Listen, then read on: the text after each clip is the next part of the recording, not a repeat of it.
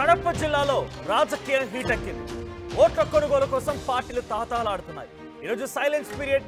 ఈరోజు ఒక రకంగా ఓటర్లకి తమ ఓటు హక్కును ఎవరి వైపుగా వినియోగించుకోవాలి, ఎవరి వైపుగా తాము నిలబడడానికి ఇది డిసైడింగ్ రోజు. ఇక రేపు పోలింగ్ బూత్లోకి వెళ్ళిపోయి తమ ఓటు హక్కును వినియోగించుకోవాల్సిన దినం. అయితే ఈ రోజంతా కూడా ఓటర్ల యొక్క ఓట్లని కొనుగోలు చేసేందుకు పార్టీలు తహతహలాడుతున్నాయి. పులివెందుల్లో ఓటుకు 10,000 రూపాయల వరకు పలుకుతోంది. 8,000 రూపాయల నుంచి 10,000 రూపాయల వరకు పంచుతోంది టీడీపీ. ఇటు ఓటుకి 3,000 నుంచి 5,000 వరకు వైసీపీ కూడా పంచుతున్నట్టు తెలుస్తోంది. ఇక టీడీపీ వైసీపీ మధ్య హోరాహోరీగా ఈ పోరు కొనసాగుతోంది. జగన్ ఇలాకాలో ఎలాగైనా గెలవాలని చెప్పి టీడీపీ ప్రయత్నం చేస్తోంది.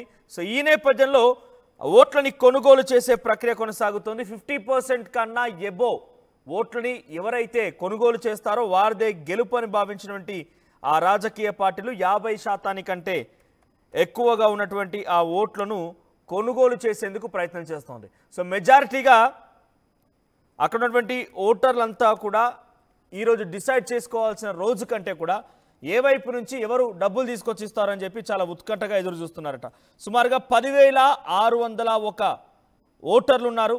మొత్తం 6 గ్రామ పంచాయతీల పరిధిలో పులివెందుల జెడ్పీటీసీకి సంబంధించి ఈ ఉప ఎన్నిక కొనసాగుతోంది. సో పులివెందుల జెడ్పీటీసీ ఉప ఎన్నికకు సంబంధించి 10,601 ఓటర్లు ఉన్నారు. 15 పోలింగ్ స్టేషన్లు ఉన్నాయి. సో దాంట్లో ప్రధానంగా ఇంపాక్ట్ చేసేటువంటి ఓటింగ్ శాతం ఎంత ఉంటుందంటే కనుక ఒక 8,000 నుంచి 9,000 వరకు ఉండొచ్చు. సో యావరేజ్గా ఎవరైతే 5,000 ఓట్లు రాబట్టగలుగుతారో వారు దీంట్లో ఒక రకంగా విజయం సాధించినట్టు. సో మరి ఆ 5,000 ఓట్లకు సంబంధించి ఎవరికి అధికంగా వస్తుందనే చూడాలి. సో ప్రజెంట్ మరి ఆ ఓట్లని 5,000 ఓట్లని కొనుగోలు చేసేందుకు ఇప్పుడు అన్ని రాజకీయ పార్టీలు అటు ప్రముఖంగా టీడీపీ వైసీపీ రెండు పార్టీలు కూడా ప్రధానంగా ఓట్లని కొనుగోలు చేసే ప్రక్రియకు ముందుకు వెళ్తున్నారు. సో అటు టీడీపీ అయితే ఏకంగా అధికారంలో ఉన్న పార్టీ కాబట్టి కొంత రేట్ ఎక్కువగానే పలుకుతున్నట్టు కనబడుతోంది. సో దాంట్లో 10,000 వరకు ఇస్తున్నారట. 8,000 నుంచి 10,000 వరకు టీడీపీ ఇస్తున్నట్టుగా చర్చ జరుగుతోంది. మరోవైపుగా వైసీపీ కూడా సుమారుగా 3,000 నుంచి 5,000 వరకు వైసీపీ కూడా ఇస్తోంది. ఒకసారి మన చరిత్ర చూస్తే 2001, అంతకంటే ముందు 1996, 2001, 2006, 2021 ఏకగ్రీవంగా వైఎస్ కుటుంబం చెప్పిన వారిది అక్కడ జెడ్పీటీసీ సీటుగా మారిపోయి జెడ్పీటీసీగా ఎన్నికయ్యారు. ఆ తర్వాత 2016 టీడీపీ అధికారంలోకి వచ్చిన తర్వాత టీడీపీ 2016లో ఒకసారి ఆ టీడీపీ తరఫున ఒక అభ్యర్థిని బరినిలిపే ప్రయత్నం చేసింది. ఆ అభ్యర్థి ఓడిపోయాడు. అప్పుడు కూడా వైసీపీకి సంబంధించిన అభ్యర్థి గెలుపొందారు.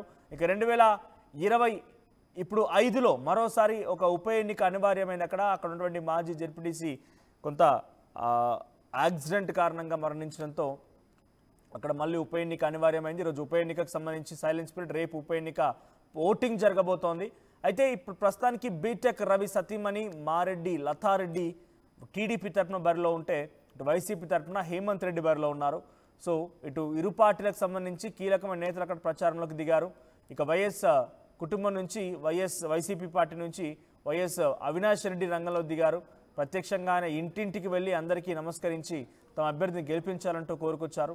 సో ఈయన రాత్రి అయితే ఏకంగా నేను లాస్ట్ రోజు ప్రచారం కాబట్టి నిజంగా ప్రచార తీరుతనులే ఒక రకంగా చెప్పాలంటే హాస్యాస్పదంగాను పలు ఆగ్రహాలు గుర్తు చేసే విధంగా కూడా ఉన్నాయి. సో నిన్న జగన్మోహన్ రెడ్డికి సంబంధించినటువంటి వ్యతిరేకంగా కొన్ని పోస్టర్లు వెలువడాలు, మరీ ముఖ్యంగా బాబాయిని చంపారు అని అంటూ పులివెందుల జెడ్పీటీసీ ఉప ఎన్నికలకు సంబంధించి ఖైదీల మాదిరిగా జైల్లో ఉన్నటువంటి ఖైదీల మాదిరిగా డ్రెస్సులు ధరించి కొంతమంది యువకులు అక్కడ నృత్యాలు చేశారు, అక్కడ ఆటపాటలు చేశారు. బాబాయిని చంపిన వారు ఏ రకంగా మీరు మళ్ళీ ఓటేస్తారు, బాబాయిని చంపుకున్నారు, కుటుంబాల రాజకీయం కోసం కుటుంబాన్ని హతమార్చిన వారు మీకే న్యాయం చేస్తారంటూ ప్రచారం చేసింది టీడీపీ. సో ప్రస్తుతానికి రాజకీయం మొత్తం కూడా హీట్ ఎక్కింది. ఇది ఒక ఉప ఎన్నిక అంటే సాధారణమైన జెడ్పీటీసీ ఉప ఎన్నిక కాదు, ఒక రాష్ట్ర వ్యాప్తంగా కీలకమైనటువంటి నియోజకవర్గానికి సంబంధించిన ఉప ఎన్నికగా మారిపోయింది. సో ఒక నియోజకవర్గ ఎమ్మెల్యే ఉప ఎన్నిక ఉన్నటువంటి ఒక తారాస్థాయి హై టెన్షన్, ఒక సస్పెన్స్ మొత్తం కూడా పులివెందుల జెడ్పీటీసీ ఉప ఎన్నికలో కొనసాగుతోంది. మా ప్రతినిధి ఏపీ ఇన్పుట్ ఎడిటర్ కృష్ణమోహన్ సిద్ధంగా ఉన్నారు. ఎస్ కృష్ణమోహన్, సో ప్రజెంట్ పులివెందులో ఎటువంటి హై టెన్షన్ కొనసాగుతోంది? ఓటర్లను కొనుగోలు చేసేందుకు రాజకీయ పార్టీలు ఏ రకంగా ప్రయత్నాలు చేస్తున్నాయి? ఇంతకీ ఏ రకంగా అక్కడ అమ్మకాలు జరుగుతున్నాయి? అంటే ఓట్లని కొనుక్కునేటువంటి పరిస్థితి ఏ రకంగా ఉంది, ఏ రకంగా రేట్లు కనబడుతున్నాయి, అప్డేట్స్ ఏంటి? యా మనకు బేసిక్ గా నిన్న సాయంత్రం 5 గంటలకి ప్రచార పర్వం పూర్తిగా కూడా ఆగింది. అంటే నిన్నటితో ఇష్యూస్ అయితే అయినాయి. బట్ నిన్న రాత్రి నుంచి ఇక గ్రామాలకు సంబంధించి అంటే ప్రధానంగా ఒంటిమిట్ట జెడ్పీటీసీలో పెద్ద మార్పు ఏం లేదు. సరి సమానంగా 2000 రెండు పార్టీలు పంచుతున్నాయి.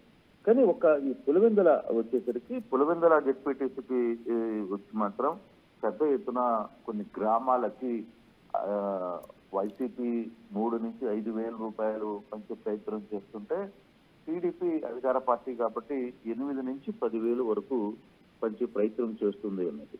కానీ టీడీపీ 5,000 కంటే మించకూడదు అని అనుకున్నప్పటికీ కూడా ఇక లాస్ట్ సమయం అంటే చివరి సమయం వచ్చేసింది. ఇక రేపే 24 గంటల్లో పోలింగ్ ఉంది.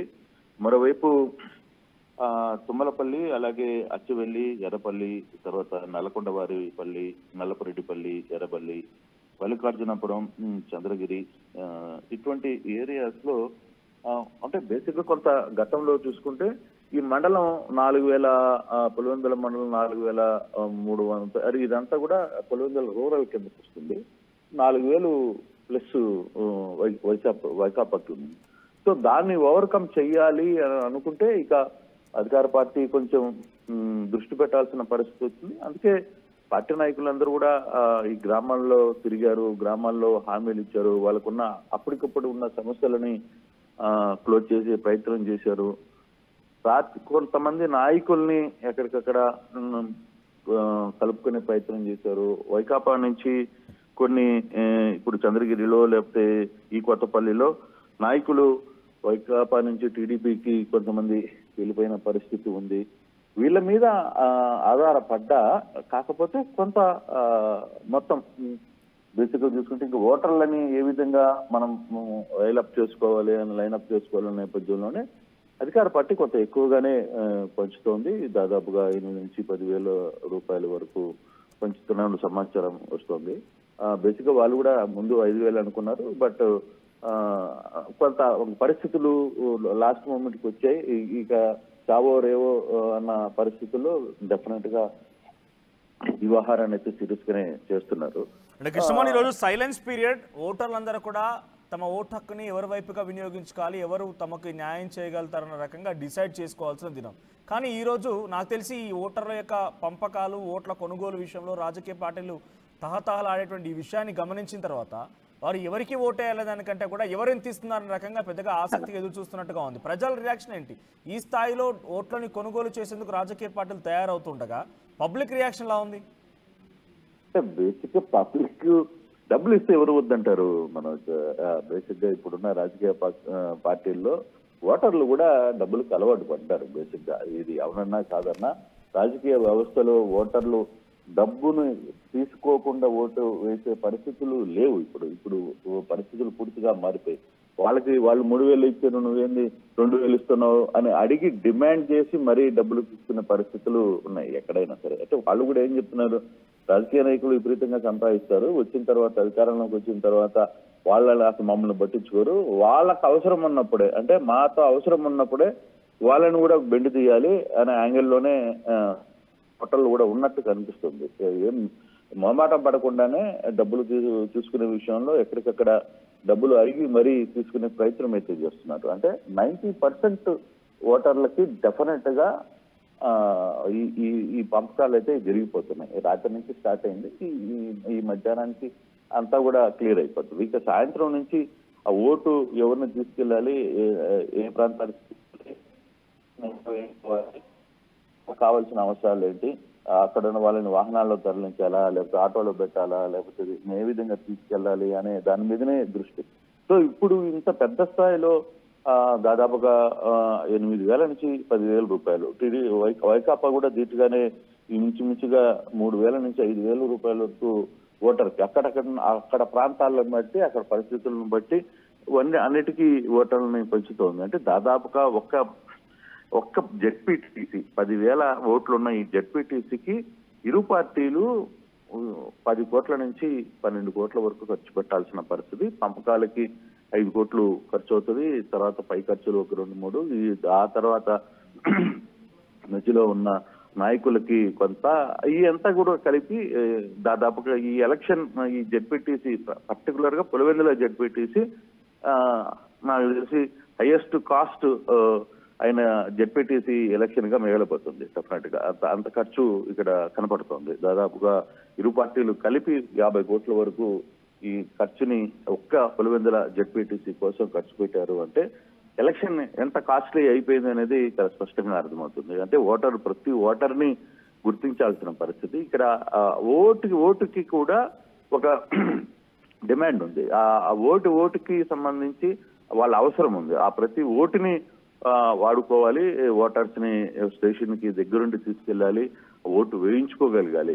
ఈ పోల్ మేనేజ్మెంట్ ఏదైతే ఉందో ఆ పోల్ మేనేజ్మెంట్ ని ఇరు పార్టీలు కూడా గట్టిగానే చేసే ప్రయత్నం అయితే చేస్తారు. కాకపోతే అధికారంలో కూటమి ఉంది కాబట్టి కొంత ప్లస్ జరిగే పరిస్థితులు ఉంటాయి.